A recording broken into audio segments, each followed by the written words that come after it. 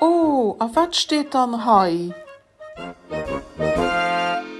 À la mémoire de Monseigneur Jean-Baptiste Valise, né à l'ancienne tannerie de Bettelange en 1844, premier évêque de Norvège, mort à Luxembourgville en 1933 après une vie dévouée au service de Dieu.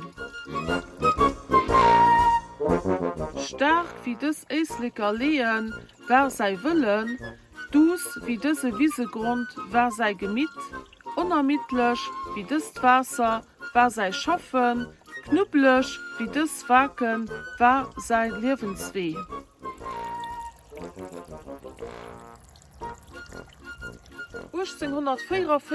auf diesem Belgische Boden geboren, 1872 bis 1876 Subrektor am Konvikt, 1876 bis 1881 Pastor zu Püncht, 1887 bis 1924 Bischof an Norwegen, 1933 an der Stadt Lützeburg gestorben, Monseigneur Jean-Baptiste Valise am Denkst von unser Herrgott, die Herren lassen sich stolz, ob er jung als Hirn durch.